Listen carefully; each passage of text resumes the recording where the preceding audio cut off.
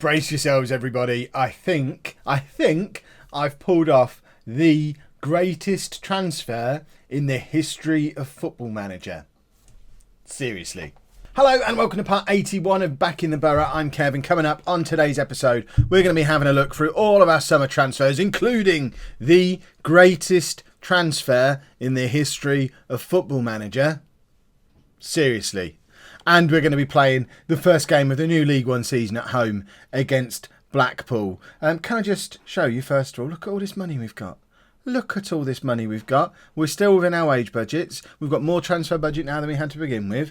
Goodness me, what's Kev been getting up to? Well, allow me to show you what I've been getting up to because I am so happy with this transfer. Namandi Ibrahim, our rotational right back, who'd only played the one season for us, rotating with Mole at right back. We sold him to Bristol City for £600,000 cash up front with a 25% sell on, and then loaned him back for 2 years, paying zero contribution towards his £2,000 a week wages. So we've got our own right back still in our team for the next 2 seasons. We're paying him nothing, and we've had £600,000 of cash thrown into our coffers.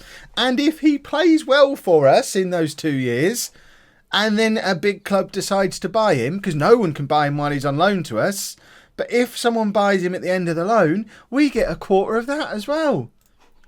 I mean, genuinely, I think when you put it into the context of our club being a club that had no money and has never sold a player for anywhere near that kind of amount before, I think that's the greatest transfer in the history of Football Manager. Let me know down in the comments if you agree or disagree. Regardless, you've got to admit that's some blooming good business. And we've also sold John Lyons for £67,000 to Sunderland. I was done with him. He was going to be my 5th choice striker. He wasn't even going to get on the bench. And our divisional rival Sunderland decided to give us some cash money for him. So obviously we let him go as well. Aside from that, there's been a few of the usual youngsters who've gone out to bigger and better things on frees because I can't keep them all. I keep the ones who get into my team. The others I let go. I mean, this guy, for example, he's a winger. It doesn't matter how good he is as a winger. He's never going to be good enough for us. I mean, he's not that good either. But he's gone to Aston Villa. Good luck to him. I'll have a look at the released players as well. So again, a bunch of players have been released, none of them that we had anything to do with. And then we've done our normal summer of bringing in a whole load of freebies. I'm not going to show you all the youngsters, but there are a few significant ones that I am going to show you. We've signed Lee Weaver permanently. He was here on loan last year. So he comes in on a free transfer from Norwich permanently. I think that's a massive deal for us. I've got to try and remember the names of the other ones who are big deals now. It might be easier just to show you the team. Let's just show you the team because we've actually had a slight departure from our normal transfer policy because we've still brought in a lot of youngsters, but because we had all that money to spend, I had 2 choices. I either spend it on a couple of players' actual paying transfer fees, or I stick an extra 10 grand a week on my wage budget and use that extra 10 grand a week to bring in more experienced players to complement the ones that we already have. So one of those is Brandon Hughes. He's a 25-year-old centre-back. We're giving him 2 grand a week. I know it's a lot of money, but he's as good as Laskowski, Redhead, almost as good as Sawyer. He's still relatively young. He's got experience playing in the Championship, albeit not very much, like 7 games, but he's an experienced league player. I don't think it'll do us any harm to have an extra experienced league defender thrown into the mix. We've also signed a player I've tried to sign like 4 times before, and I know I'm giving him a lot of money, nearly £4,000 a week for Ricky German. It makes him the highest paid player at the club. But I first tried to sign Ricky German there, so 10 years ago now, when he had that cracking season for Kidderminster. I tried to sign him on loan the next year and he wouldn't come. I tried to sign him on a free when he left Chesterfield. I tried to sign him again on a free when he left Charlton. I have been trying to sign this lad for 10 years. And, I mean, he spent that 10 years scoring goals at this level as well.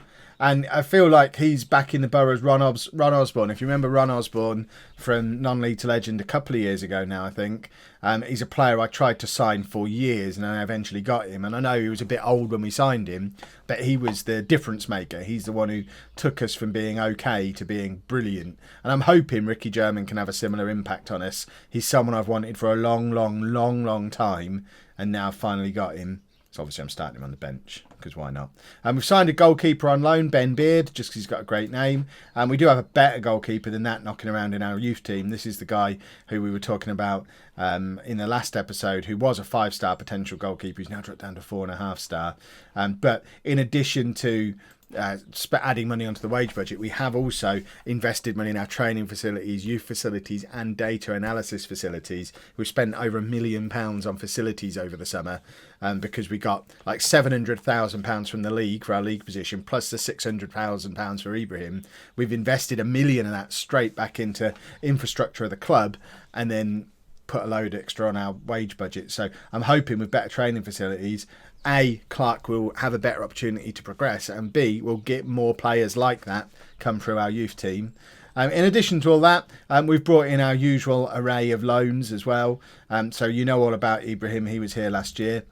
Richard Fletcher, I tried to sign Richard Fletcher last summer, but in the end didn't go for him because I think Celtic wanted a wage contribution.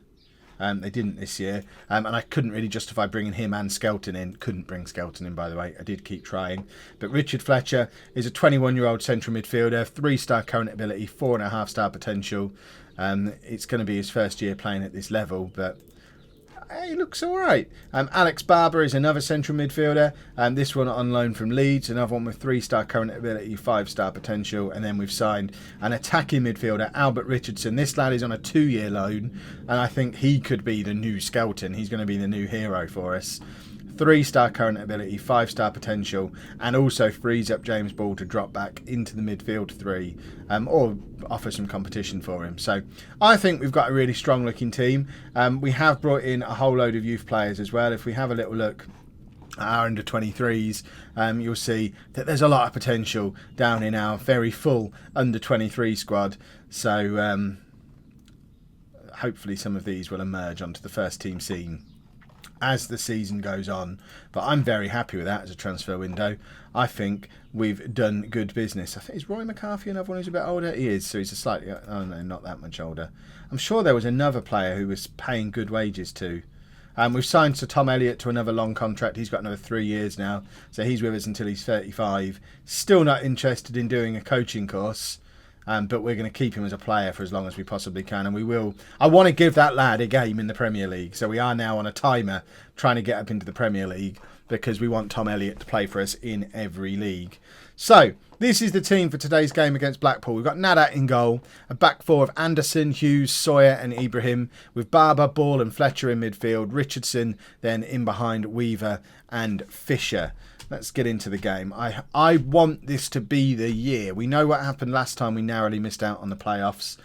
We then went on the next year to score a promotion. I'm hoping that we have a repeat of that this time around. I think for the first time, we've gone out and signed players who actually genuinely improve our team right from the word go, in the shape of German and Hughes. But also, some of those loans are real top quality. We're going to miss Skelton, but then we said we were going to miss Darwin last summer, and we kind of didn't. We had a very good season without him, and I'm hoping some of these new loan midfielders are going to come in and have similar kind of impact to what those two did. And Richardson is in and has scored 7 minutes into his debut. There you go. Albert Richardson has arrived at Liberty Way. We have a new hero, and I'm really excited for this lad. We've got him here for 2 years, and I think he's going to be something a little bit special, and that is a nice little finish. James Ball is a central midfielder now, everybody. I don't expect to see him playing in behind the strikers very often anymore. Now we've got Richardson, because I think Richardson's going to push Fisher all the way for top scorer this year, because he does just look a little bit special. Right, Nadat. What's he going to do? He doesn't understand how he's still in goal for us at this level, just like you lot. He loves the hashtag Nadat out. Barber's in behind, and Barber scores. That's right. So we signed 3 new midfielders. 2 of them have scored inside the first 12 minutes. We just need the third one to come and grab a goal for us now. And that's a lovely finish from Barber as well, who'd pushed really far forward. It was a flick on from Fisher. And then it kind of got a bit confused. They've got a player called Skelton. Tell me that's not my Skelton. If I find out my Skelton has gone on loan to Blackpool after not being... No, he's not. That's fine. I would be distraught. Because I would take him back right now. All this talk about, yeah, we've improved the team. I would take Skelton back, no problem whatsoever, because he was so much better than the rest of our team. To the point where I don't think he's gone out on loan to anybody. I think Man United are actually genuinely planning on giving him a few games here and there. Oh my God, Robbie Nadat. It was always under control. He's going to keep a clean sheet today because he's a hero. What was he even doing? He's already a meme. I don't know what he's trying to achieve now. You don't need to solidify your legacy any further, Robbie. You're already going to go down in history. You're this year's Kevin Thompson, whether you like it or not, and whether Big Kev likes it or not. Robbie Nadat is going to be a man of legend. You don't have to do things like that on the first day of the new season. Right, Ibrahim to Fletcher.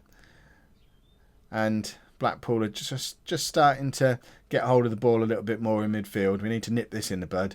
And we missed the sliding tackle from Anderson. And they're just slicing through us there. That was a little bit hairy for a minute. Oh, by the way, Swindon have had a tycoon takeover. They signed a player for £3.8 million in the summer. This is Swindon who are in our league. So even if we are super brilliant, we ain't winning the league this year because Swindon have got all the money under the sun. We were taken over in the summer as well, just by a fella who gave us 50 grand to clear the debt that we had at the time, which, thanks, new chairman. I'm just like the last time we were taken over. I think that's the third takeover we've had in this save. I'm going to continue to pretend it didn't happen because when I go and win the Champions League, I absolutely fully intend to drive back to Nuneaton and plonk it on Lee Thorne's desk, the real life Nuneaton chairman, and say, there you go, there's your Champions League, you're welcome. So in my head, he'll forever be the chairman, no matter what the game tells me. And Dan Fisher now has his first goal of the season, and we are playing very, very well. We're actually mugging them, but we're going to pretend we can't see that. They've had 2 clear-cut chances to our 1, so I'm never going to complain that we're being clinical, and that is a lovely finish from Dan Fisher. And I'm quite surprised we managed to keep hold of Fisher over the summer. But the big advantage of the Ibrahim transfer is that we were able to slap quite big asking prices on all of the players who were linked with moves away. There were people interested in Fisher, Anderson, who else? Ball, Sawyer. But I just put £1 million on Fisher and Ball, £500,000 on the other two, and just said, if you want them, we've just sold a young right back for 600,000. If you want these established players, you're going to have to pay a lot of money for them. Joe Anderson got in the divisional select team again. That's the second year in a row for Joe Anderson. This is the same Joe Anderson who people consistently tell me shouldn't be in our team anymore. Well, the last 2 years he's been the best left back in League Two, then the best left back in League One, and he's our captain, and he's our all-time record appearance holder. That man isn't being dropped anytime soon. I don't think there is a better left back in our price range. He's going to do something stupid now, isn't he? I can smell it. It's coming. Cross comes in. Nadat always had it covered. Robbie Nadat, the man of the yellow gloves, never under any pressure there. And we are currently top of the league as it stands, which is a marvellous situation to be in. That'll knock us off the top of the league because presumably, Forest are also 3-0 up, I think, in their game. Brandon Hughes has picked up a knock. There you go. We bring in an established centre-back after years of playing our non-league centre-backs, and he gets an injury almost straight away, and we have to bring on James Laskowski. I imagine. I can't actually see what's wrong with him. Don't know why that's not clickable. They're clickable. He's not clickable. Why is this the case? Right. What's wrong with you, Brandon? Knee injury. That's probably not good. Let's get Laskowski on for him. And we're going to bring new Omar on in central midfield. Is Ball better being more attacking? No. Ball is going to be our deep lying playmaker from now on, it seems. I want to bring Ricky German on as well. In fact, I want to do that now because I'll just let this highlight happen. But I want to see Ricky German. I want you lot to see Ricky German. Jake Laskowski, what a hero that man is. What a slide tackle. He committed to that from about 15 yards away. How he didn't connect with the player, I do not know, and it's now 3-2, and perhaps our super duper first day of the season is about to go a bit pear-shaped. Now is the time for Ricky German. If ever there was a time for him, he needs to come on and show us how his... Oh, Robbie. I give up with that boy. Goodness me. Right. Ricky German's coming on. I don't know who I'm bringing him on for. We'll bring him on for Weaver. He can't play as a target man, but Fisher can. German can go as the advance forward. And let's see if he's as good as I always expected him to be. I am fully aware we've been down this exact road before with a striker. Who's the lad from... I think he's the lad from Salford, who we signed, whose name I can't remember, who is always the top scorer in non-league for the first couple of years. And we signed him. I got really excited, but he was getting on a bit. And by halfway through the season, he just wasn't ever getting on the bench for us even. And German could be exactly the same thing. Perhaps we're just a team that you can't bring old players into. Perhaps our mentality is they have to grow up together. But it would be nice for Ricky German to just come in and be a superstar. I like the fact he's a striker wearing number 6 as well. This pleases me greatly. New Omar squares it to Fisher, who forces a save out their keeper. And it's Anderson with a chance to cross again and doesn't find any of our players. But it's back out to Joe Anderson, who crosses again. And it falls to New Omar. New Omar looks like he's having another good half. New Omar, by the way, is still showing as a 5-star potential player. So I think he has definitely got something about him, and he needs to get a bit more game time this year, says the man who's just signed 3 players in his position, all on loan, to just block him out of the team completely. But New Omar, I think this is the year he becomes a star. He's been around for a little while. We've seen glimpses of him on occasion, and I think this is the year that he becomes a star. And I think he'll be our next... I think he might be our first £1 million sale.